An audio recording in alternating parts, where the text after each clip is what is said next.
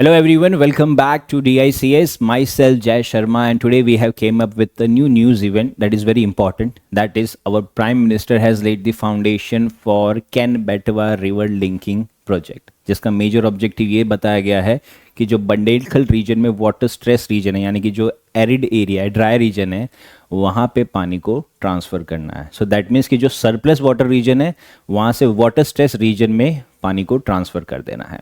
But सवाल ये बनता है कि क्या रिवर लिंकिंग प्रोजेक्ट अभी ही इंसेप्शन हुआ है, बट क्या ये पहले से था? तो अगर हम इसका थोड़ा सा डिटेल समझते हैं तो डिटेल में मैं ये कह सकता हूँ कि जो रिवर लिंकिंग प्रोजेक्ट है, this is not a new scenario. ये जब हम इंडिपेंडेंट हुए थे, लेट्स से 1947 में जब हम इंडिपेंडेंट हुए थे, तो तभी से ही वाटर लिंकिंग प्रोजेक्ट न्यूज़ में रहा था. क्योंकि जब इंडिया इंडिपेंडेंट हुआ था तो उनको कई सारे टाइप के इश्यूज फेस हो रहे थे with respect to the water, जिसके अंदर मेजर इशू था दैट वाज कि इंडिया में ओवरऑल देखा जाए तो वाटर की स्कैरसिटी फेस हो रही थी. क्यों? क्योंकि हमारे पास कुछ रीजन्स है जहाँ पे बहुत ज़्यादा पानी है और कुछ रीजन्स है जहाँ पे पानी ही नहीं है. तो उससे जो सिनेरियो डेवलप हो रहा था दैट वाज कि इंडिया में ड्रॉट काफ़ी ज़्यादा इंक्रीज हो रहा था, राइट. तो इसे ओवरकम करने के लिए इसे ओवरकम करने के लिए एक प्लान बनाया गया that was national perspective plan in 1980, जिसके अंदर बताया गया कि हम हमारे सारी ही रिवर्स को, इंडिया की जितनी भी रिवर्स है वो सब रिवर्स को इंटरलिंक किया जाएगा. यानी कि यहाँ पे ये चीज़ बताया गया दैट कि जो रिवर्स है, दो टाइप की रिवर है, हम या फिर हमारे पास जो रीजन है वो रीजन का अगर हम देखते हैं तो दो टाइप का रीजन है जहाँ पे सरप्लस वाटर है और दूसरा हो जा रहा है कि वहाँ पे वाटर जो है वो काफ़ी ज़्यादा पुअर है.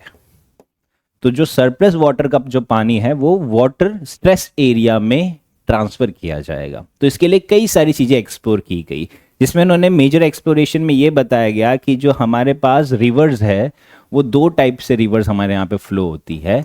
कि एक हो जाता है कि हिमालयन इकोसिस्टम में जो हमारे पास रिवर्स है वो, और दूसरा हो जाता है कि जो पेनिनसुलर रीजन में रिवर्स है, उन दोनों को ही हम इस तरीके से यूज़ करेंगे ताकि एक सरप्लस रीजन से एक वाटर स्ट्रेस रीजन में वो ट्रांसफ़र हो सके, राइट. तो ये 1980 में ही प्रपोजल आ चुका था, जिसमें उन्होंने कई सारे बजट भी बताए थे, राइट.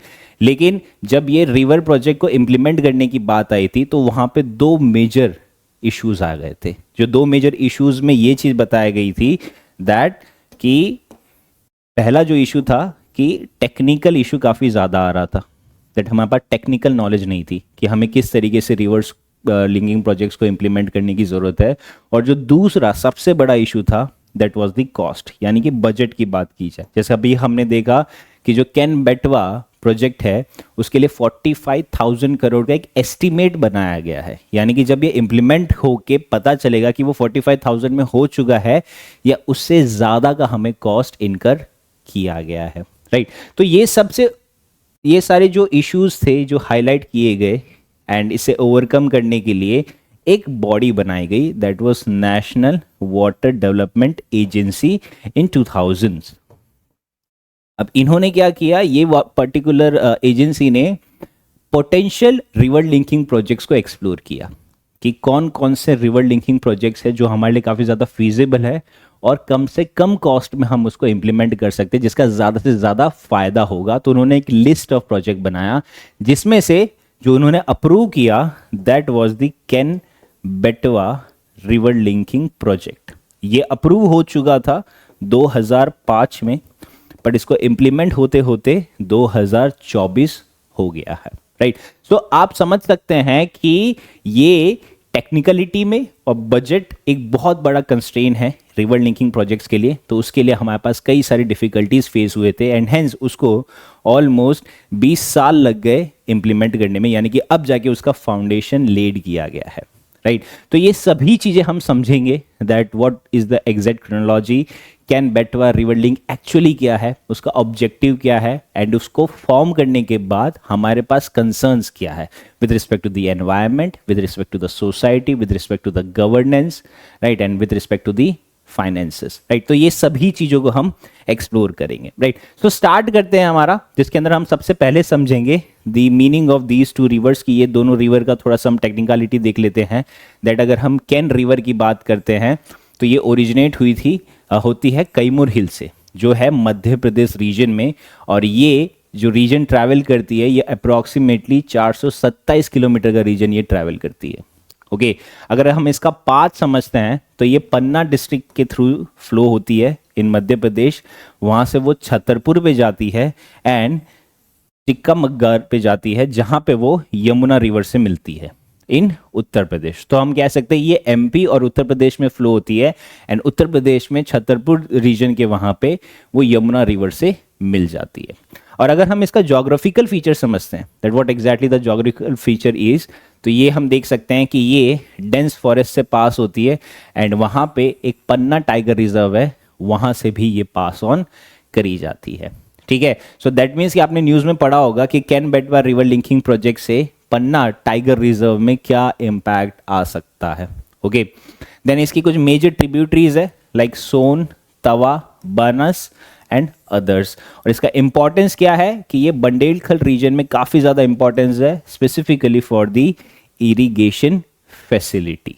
ओके तो वैसे ही अगर हम बेटवा रिवर के बारे में समझते हैं तो बेटवा रिवर का जो ओरिजिन होता है वो है विंध्या रेंज, राइट। सो विंध्या रेंज में मध्य प्रदेश में नियर दी जबलपुर डिस्ट्रिक्ट, ये अप्रॉक्सीमेटली ट्रैवल करती है 590 किलोमीटर के थ्रू, राइट। और इसका जो फ्लो पाथ है वो मध्य प्रदेश से यूपी की तरफ जाती है, जहाँ पे ये भी यमुना रिवर के साथ मर्ज हो जाती है नियर हामिरपुर रीजन।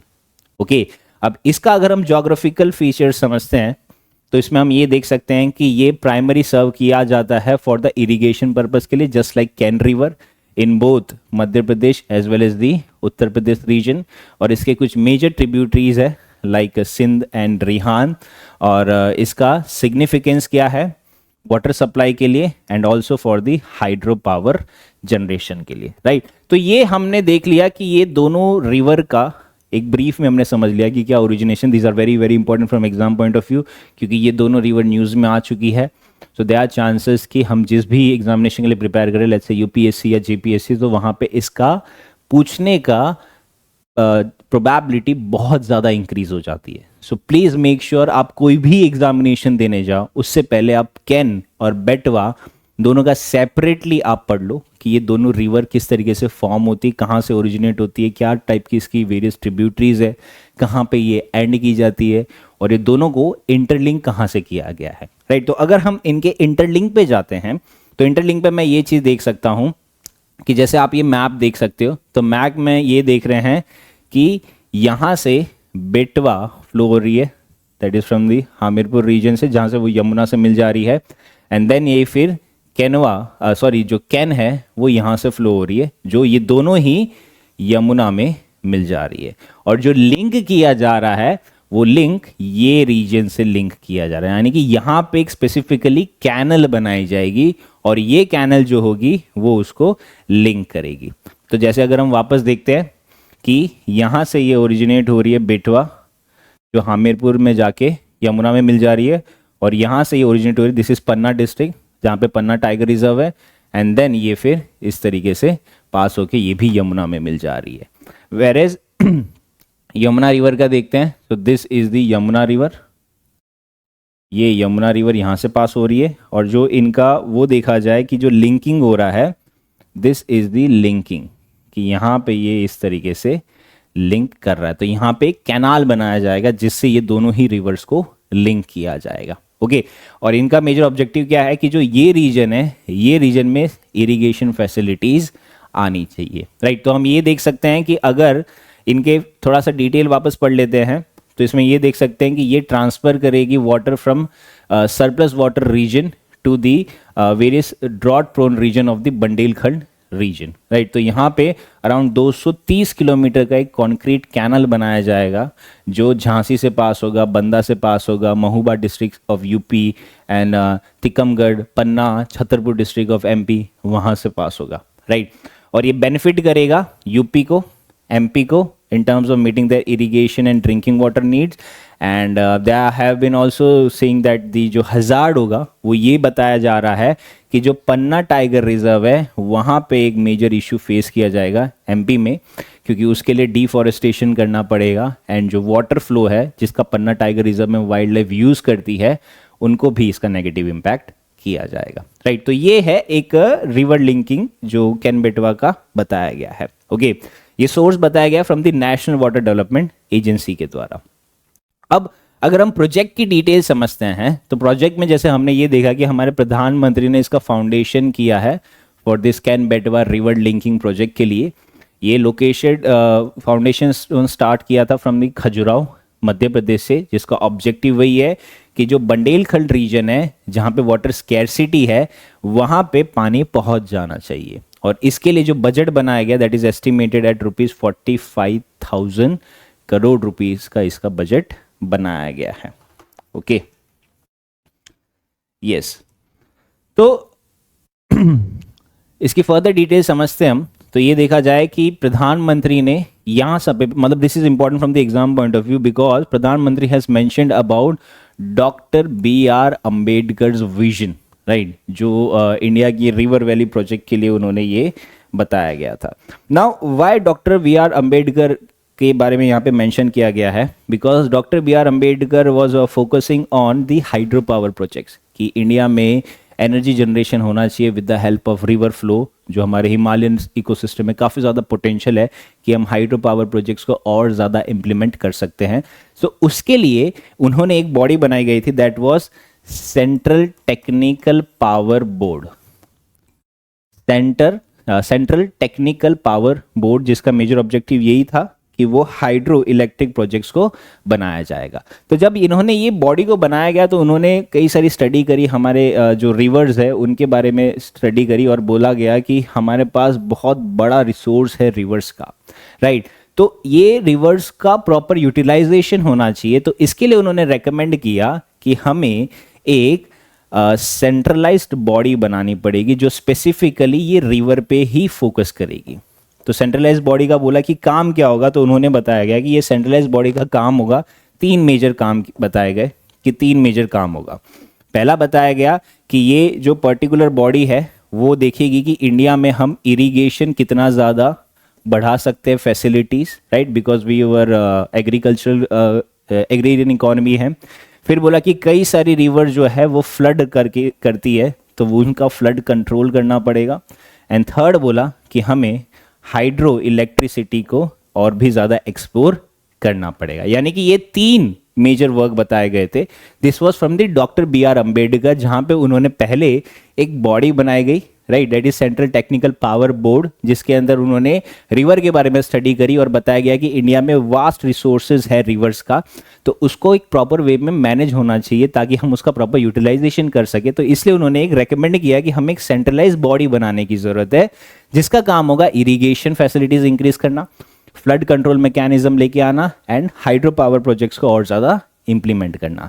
तो इसके लिए एक सेंट्रल वाटर कमीशन बनाया गया इन 1945, राइट। तो जब ये सेंट्रल वाटर कमीशन बनाया गया इन 1945 तो कई सारे टाइप के प्रोजेक्ट्स को लॉन्च भी किया गया था। फॉर एग्जाम्पल उन्होंने मतलब this was under B.R. Ambedkar vision, जहां पे दामोदर वैली प्रोजेक्ट भी लॉन्च किया गया था।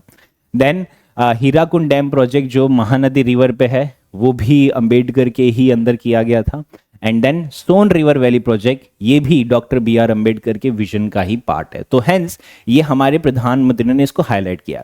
Now always remember from exam point of view कि जब भी हमारे प्रधानमंत्री कोई चीज़ हाईलाइट करते हैं with respect to our history, our art and culture या सिग्निफिकेंस जो भी हम मेंशन कर देते हैं, तो वो हमारे लिए एग्जाम पॉइंट ऑफ व्यू से काफ़ी ज़्यादा इंपॉर्टेंट हो जाता है।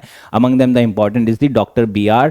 Ambedkar vision, right. So as a homework आप लोग को ये करना है कि ये जो बॉडी के बारे में हमने बताया गया है एंड देन वो बॉडी से हम दैट मीन्स जो सेंट्रल टेक्निकल पावर बोर्ड है वहाँ से हम सेंट्रल वाटर कमीशन की तरफ कैसे आए, ये सारा ही आपको कंटेंट प्रिपेयर करना है, राइट। बट एक एज ए ब्रीफ आइडिया मैंने दे दिया है कि ये एक मेजर ऑब्जेक्टिव था। उसके बाद में सेंट्रल वाटर कमीशन बनाया गया, एंड देन उसके बाद में कई सारे टाइप के प्रोजेक्ट्स लाए गए. So these are just an example. ये 3 एग्जाम्पल जस्ट मैंने लिए हैं, और भी कई सारे प्रोजेक्ट है जो डॉक्टर BR अम्बेडकर के विजन का पार्ट बताए गए. ओके तो अब जैसे ये प्रोजेक्ट में हमारे प्रधानमंत्री ने बताया गया है कि जो इसका ओवरव्यू ये बताया गया कि जो बंडेलखंड रीजन है वहाँ पे वाटर क्राइसिस है उसको एड्रेस करना है, राइट. एंड देन उसका स्कोप भी ये बताया गया है कि हम यहाँ से जो ड्रिंकिंग वाटर है और जो इरिगेशन है for 10 districts in Madhya Pradesh and several districts in Uttar Pradesh, वहाँ पे ये चीज़ को फोकस किए जाएंगे. देन हम ऑल्सो वहाँ पे 100 megawatt of hydro power and 27 megawatt of solar energy भी जनरेट करेंगे ना. ये डिटेल्स बहुत इंपॉर्टेंट है, ये प्रीलिमिनरी एग्जामिनेशन में काफ़ी ज़्यादा पूछा जाता है, राइट. तो इसका इम्पैक्ट क्या होगा कि ये सारे रीजन में जब आप ड्रिंकिंग वाटर दोगे या इरिगेशन दोगे या हाइड्रो पावर दोगे, सोलर एनर्जी दोगे, तो वहाँ पे ultimately quality of life improve हो जाएगी, लोगों की प्रॉस्पेरिटी इंक्रीज हो जाएगी, एंड वो वाटर स्कैरसिटी को जल्द से जल्द रिजॉल्व कर पाएंगे in the drought prone region like Bundelkhand. Okay तो इस तरीके से ये प्रोजेक्ट का एक ओवरव्यू हम ले रहे हैं, राइट. इसके अलावा प्रधानमंत्री ने 2 और एडिशनल डेवलपमेंट किए गए हैं.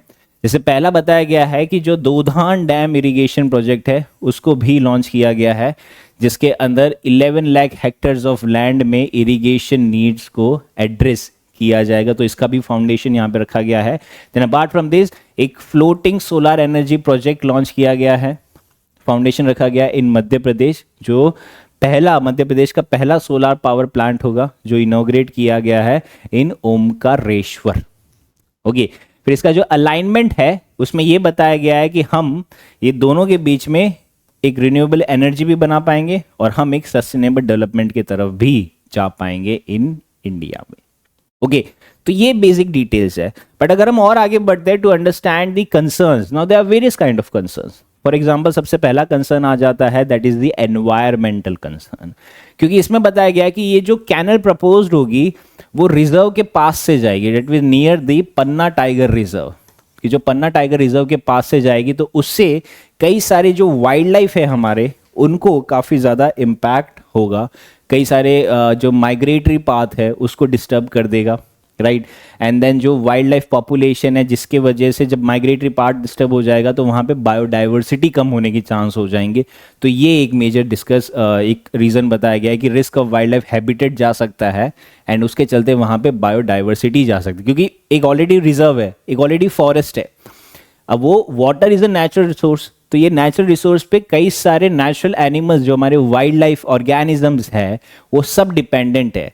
तो अगर आप सडनली उसका फ्लो चेंज कर दोगे तो जो डिपेंडेंट है, जो हैबिटेट्स है, जो बायोडाइवर्सिटी उस पर डिपेंडेंट है, उनको नेगेटिवली इम्पैक्ट करेगा. ठीक है. फिर सेकेंड चीज हमने बोली गई है कि यहाँ पे कई सारे फॉरेस्ट और वेटलैंड्स का ऑल्ट्रेशन किया जाएगा, क्योंकि जब वाटर फ्लो का आप ऑल्ट्रेशन कर दोगे तो अल्टीमेटली वहाँ पे फॉरेस्ट का काफ़ी ज़्यादा लॉस होगा. जो वेटलैंड्स है, वेटलैंड्स का देखा जाता है हम सबसे ज़्यादा डाइवर्सिटी रहती है, वहाँ पे बायोडाइवर्सिटी सबसे ज़्यादा है as compare to any other ecosystem. तो जहाँ पे सबसे ज़्यादा बायोडाइवर्सिटी है और अगर वहाँ पे हम देख रहे हैं कि वाटर फ्लो इफेक्ट हो गया है तो अल्टीमेटली क्या रहेगा कि वहाँ पे एक लॉस मेकिंग सिनेरियो हो जाएगा for the wild life, right. तो उससे क्या हो सकता है कि जो फॉरेस्ट है उसका डिस्ट्रक्शन हो जाएगा एंड अल्टीमेटली जो हमारे कार्बन सिंक फॉरेस्ट है वो डिस्ट्रक्शन हो जाएंगी एंड ऑल्सो वेटलैंड डिस्ट्रक्शन हो जाएगा जो अल्टीमेटली हमारे बायोडाइवर्सिटी को इम्पैक्ट करेगा. ठीक है. फिर जो थर्ड चीज बोली गई है कि वाटर क्वालिटी एंड अवेलेबिलिटी का इशू होगा. क्या इशू हो सकता है, क्योंकि हम देख रहे हैं कि एक वाटर का नेचुरल फ्लो ही हम चेंज कर दे रहे हैं. तो जब आप नेचुरल फ्लो चेंज कर दोगे तो कई बार कैसा होता है कि एक रनिंग वाटर होता है, तो रनिंग वाटर होता है तो वहाँ पे पॉल्यूशन ठहरता नहीं है, वहाँ पे सेडिमेंट्स पास होते हैं from one region to another region. But अगर नेचुरल फ्लो चेंज हो गया है तो वहाँ पे कई सारे रीजन्स ऐसे होंगे जहाँ पे वाटर स्टेगनेंट रहेगा, वाटर वहाँ पे ठहरेगा. तो जब वाटर ठहरता है तो वहाँ पे पॉल्यूशन ठहरता है. तो जब पॉल्यूशन वहाँ पे ठहरेगा तो अल्टीमेटली वहाँ पे इश्यू क्रिएट होगा with respect to the quality of water, क्योंकि जितना ज़्यादा पानी ठहरेगा उतना ज़्यादा वहाँ पे पॉल्यूशन रहेगा और पॉल्यूशन जितना रहेगा उतनी ज़्यादा वाटर क्वालिटी की इम्पैक्ट आएगी. और दूसरा कंसर्न यहाँ पे ये बताया गया है कि क्या कैन और बेटवा रिवर का जब हम नेचुरल फ्लो चेंज कर देंगे तो क्या वाटर की अवेलेबिलिटी रहेगी? तो यहाँ पे सवाल उठ रहे हैं towards the long term sustainability, कि हमारे पास जो वाटर नेचुरल वे में आ रहा है, अगर हम उसका फ्लो चेंज कर दे रहे हैं तो क्या वाटर की अवेलेबिलिटी रहेगी, जिसके लिए हम इतना बड़ा खर्चा कर रहे हैं, 45,000 करोड़ का खर्चा कर रहे हैं, जहाँ पे इतना ज़्यादा एनवायरमेंटल कंसर्न्स है। तो सवाल ये बनता है कि क्या वाटर अवेलेबिलिटी रहेगा फॉर दैट पर्टिकुलर रीजन? तो दैट मीन्स कि यहाँ से देयर आर चांसेस कि हम इम्बैलेंस कर रहे हैं between Ken and Betwa rivers के लिए, right? So this is the environmental concern. Now there are several other kind of concern, for example social और डिस्प्लेसमेंट इश्यूज हो रहे हैं, क्योंकि हम देख रहे हैं कि जब अगर आपको डैम्स बनाने पड़ेंगे और कैनल्स बनाने पड़ेंगे तो उससे जो कम्युनिटीज़ वहाँ पे रह रही है उनका डिस्प्लेसमेंट हो जाएगा। अब जो कम्युनिटी जहाँ पे रहती है वो वहीं पे अपना लाइवलीहुड देखती है, तो अगर आपने उन लोगों का घर चेंज कर दिया, राइट, आपने उन लोगों को डिस्प्लेस कर दिया है, तो सवाल आ जाता है कि वो अब क्या खाएंगे, वो क्या कमा के क्या खाएंगे, क्योंकि उनका आपने काम ही चेंज कर दिया। उन्होंने जो काम इतने सालों से सीखा है वो अब नहीं कर सकते। क्यों? क्योंकि एक वहां पे डैम और कैनल बनेंगे। तो यहां पे क्या होगा कि जो लोकल कम्युनिटीज है, जो डिपेंडेंट थे ऑन द लोकल रिसोर्सेस, क्योंकि जिस रीजन में वो रहते थे वो रिसोर्सेस को वो यूज करते थे फॉर सस्टेनिंग देयर लाइवलीहुड, तो अब अगर आप उनको डिस्प्लेस कर दोगे तो वो कहाँ जाएंगे? वो अब रिसोर्सेज का यूज नहीं कर पाएंगे, वो क्या काम करेंगे? तो ये एक बहुत बड़ा कंसर्न हो रहा है। तो अगर आपने उनको डिस्प्लेस भी किया है तो यहाँ पे नीड है कि उनको एक रिहैबिलिटेशन करने की और उनको सपोर्ट करने की, कि इन केस अगर आपका लाइवलीहुड डिस्टर्ब हुआ है तो हम आपको एक ऑल्टरनेटिव लाइवलीहुड देंगे जिसके बेसिस पे आप अपनी लाइफ को सस्टेनिंग कर सकते हो। सो this is also the concern, that is the resettlement and the rehabilitation. Now जो थर्ड कंसर्न है from the societal point of view, वो ये है कि जो ट्राइबल कम्युनिटीज है उन पे काफी ज्यादा इंपैक्ट भी आ सकता है, क्योंकि लोकल कम्युनिटीज है, राइट, एंड कई सारी ट्राइबल रीजन्स है जो वहां पे रिजर्व्स के आसपास रह रही है, वो पर्टिकुलर रीजन में रह रही है, तो वो ट्राइबल कम्युनिटीज को भी डिस्प्लेस करना पड़ेगा, जिससे उनका कल्चर डिस्प्लेस हो जाएगा, उनका लाइवलीहुड लॉस हो जाएगा, जो भी वो चीजें करते हैं वहां पे इशू हो जाएगा, majorly in the Bundelkhand region. तो ये डिसप्रपोर्शनेटली इम्पैक्ट करेगा, राइट? सो दैट मीन्स कि यहाँ पे हमें राइट्स की लाने की जरूरत है फॉर दी वल्नरेबल कम्युनिटीज के लिए। तो ये सारी चीजों पे हमें फोकस करना काफी ज्यादा जरूरी है। फिर आ जाता है फाइनेंशियल कंसर्न। ना फाइनेंशियल कंसर्न है ना बहुत बड़ा है, जैसे हमने देखा कि ये 45,000 करोड़ का कॉस्ट है, बट क्या 45,000 करोड़ ही रहेगा, राइट? क्योंकि जो हम पास्ट एग्जाम्पल देखते जहां पे हमने देखा है कि प्रीवियसली फंडिंग और डिलेस के चलते बजट ओवररन्स काफी ज्यादा हो रहे हैं। अब ये कैसे हो रहे हैं कि अगर हम इसी का एग्जांपल ले लेते हैं नेशनल पर्सपेक्टिव प्लान, तो जो नेशनल पर्सपेक्टिव प्लान के तहत इन्होंने बताया गया था कि जो प्रोजेक्ट कॉस्ट बताया गया है under the national perspective plan in 1980 में एक एस्टिमेटेड कॉस्ट बताया था कि हम सारे ही रीजन्स को कनेक्ट कर देंगे वाटर के लिए, तो उसके लिए जो हमारा फंड जाएगा दैट वाज 5,60,000 करोड़ का फंड जाएगा अगर हम सारे ही रिवर्स को इंटरलिंक करते हैं। बट यहां पे कई बार इशू ये होता है कि जब आप प्रोजेक्ट आप लॉन्च करते हो तभी भी जरूरी नहीं है कि वो वही प्रोजेक्ट में कंप्लीट हो पाएगा। जैसे इसका एक एग्जांपल है, हमने ये डैम के बारे में तो सुना ही होगा, ये प्रोजेक्ट के बारे में, दैट इज सरदार सरोवर। अब सरदार सरोवर जो प्रोजेक्ट है ये स्टार्ट किया गया था, अप्रूव हुआ था 1961 में, राइट, एंड देन ये अप्रूव हुआ था 1961 में, जब वहां पे इनिशियल कॉस्ट बताई गई थी दैट वाज ₹6,000 करोड़, राइट। तो ये अप्रूव हुआ था 1961 में, जहां पे एस्टिमेटेड कॉस्ट बताया गया था ₹6,000 करोड़। लेकिन ये स्टार्ट कब हुआ? इट स्टार्टेड इन 1981 और फिर जो कॉस्ट बढ़ा फ्रॉम 6,000 करोड़ से वो बढ़ के हो गया ₹27,000 करोड़, राइट। तो ये एक बहुत बड़ा इशू है।